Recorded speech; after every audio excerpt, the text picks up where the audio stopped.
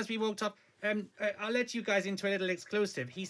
I think he said, one of two things: that either one of his children wanted to vote for me, or that one of his staff might have actually voted for me. But the problem is, Sadiq Khan is quite softly spoken. He's quite short as well, isn't he? Yes, and I'm inside a bin, and both those reasons made it a little bit difficult to hear, so I can't tell you precisely what he said, but he was charming. Well, it's a pleasure to be here, Cathy. Hello, Times Radio listeners. It's lovely to be in the thick of it, not the series. Watch out for the copyright, because I'm sure Armando Iannucci is on your case. Probably. I mean, I've got to say, you're speaking through a bin as we speak, as you were, I mean, almost exactly a week ago. The count for the London mayoral race was in full swing. It was rather tense because of all these rumours flying around on Twitter, on X. Tell us the mood as it was to you there at the time.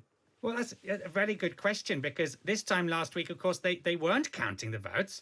They were just verifying them. Saturday. But everyone thought they were. I think you've made a very good point. And so all these rumours started on social media, like usual, of people saying Susan Hall might have won. Now, I had a problem with that. I had two problems, in fact. My first one is I had no idea who Susan Hall was. Despite the fact you were standing against her, and presumably you had your manifesto and all that. Yes, throughout the entire thing, the Conservative Party candidates campaign completely passed me by, and I still have trouble.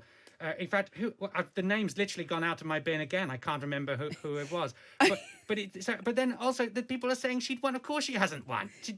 She was awful. So it was a strange time. But then eventually journalists caught up, did some counting, and realised that Mr. Khan was on for a landslide. Well, talking in terms of counting, you finished in 11th place. I mean, pretty poor, but you got 24,260 votes. I mean, who are these fools voting for you? Well, excuse me, listen, I wasn't expecting a roasting from Times Radio, calling it poor. Listen, that is literally an official record on your planet by an extraterrestrial standing in a first-past-the-post election. And they had changed the rules, I should say that to you as well. But who are these people? Do you know the most fascinating thing that no journalist has yet picked up is in the last mayoral election, I scored 24,000 votes. In this election, despite the change of system, I still scored 24,000 votes. That means there is literally a steady constituency of Binface voters in the capital. And why John Curtis isn't focusing on this, I've got no idea. Well, I mean, have you got 24,000 friends or something who are just very loyal and go out relentlessly to vote for a bin? You might think that, but actually no. It is human beings who have been persuaded by my wonderful, fully costed manifesto. Were any of my opponents offering to build at least one affordable house? No. Was anyone else price capping croissants at £1.10, blaming Rishi and Liz for the extra 10p? No. Was anyone else going to make Phoebe Waller-Bridge the new name of London Bridge, or going to make Claudia Winkleman's Fringe grade 1 listed? No. So you put all this together, and really, my surprise is why you're surprised. Well, and I did particularly like your Phoebe Waller-Bridge policy. I mean, Nick Scanlon, the Britain First candidate, stormed off the stage.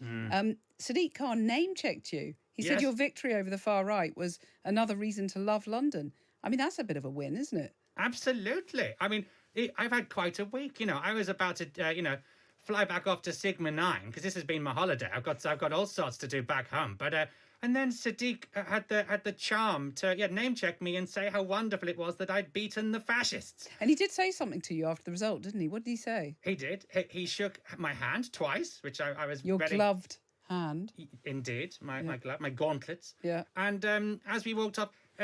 I'll let you guys into a little exclusive.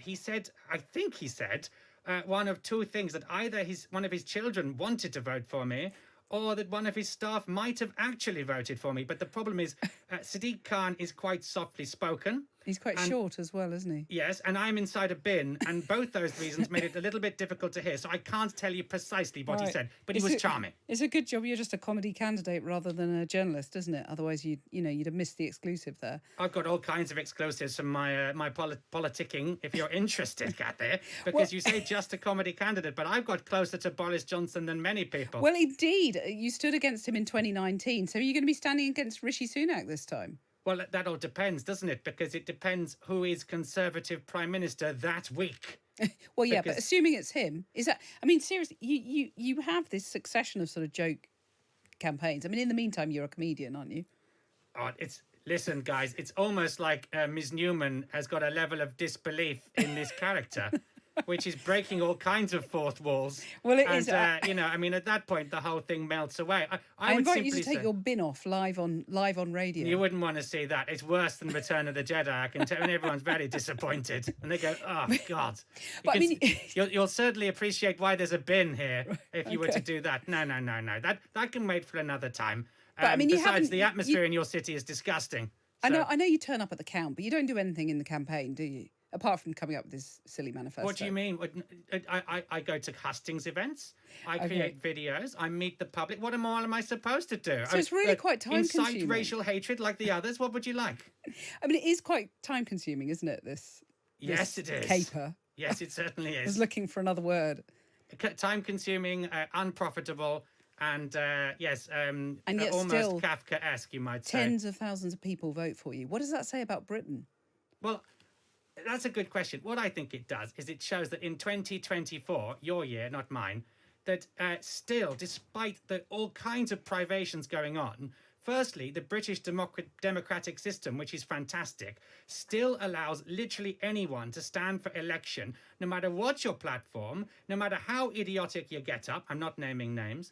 Everyone has the right to stand.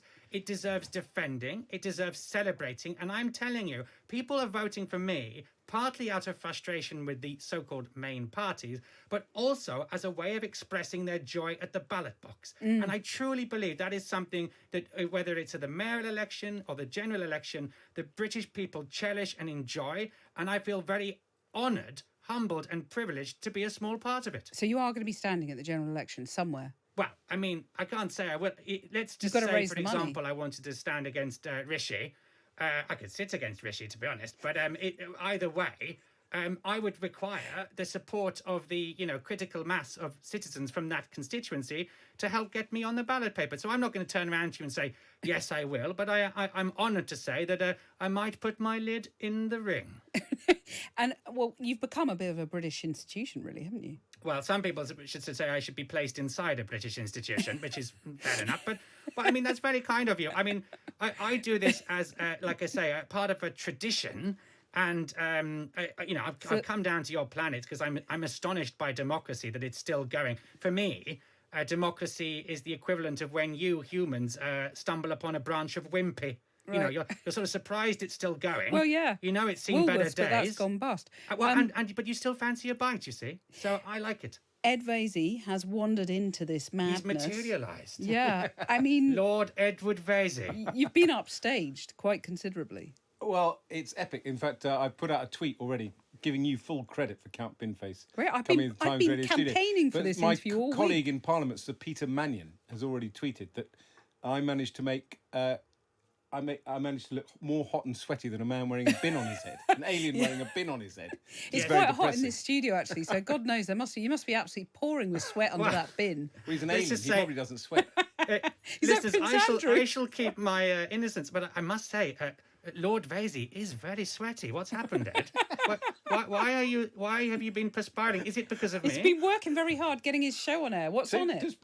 Does Count, you get your manifesto, that little booklet that comes through for the mayoral elections, your manifesto is in there, isn't it? No, it's not. And I'll tell you why. Because, and I'd have thought a lord of the realm would know this, listeners. You know what? It costs £10,000 to stand for the mayoralty, which I crowdfunded. It costs you another 10 grand to get in the booklet. Is that democratically fair? You might think not. I couldn't possibly comment. I think that's totally unfair.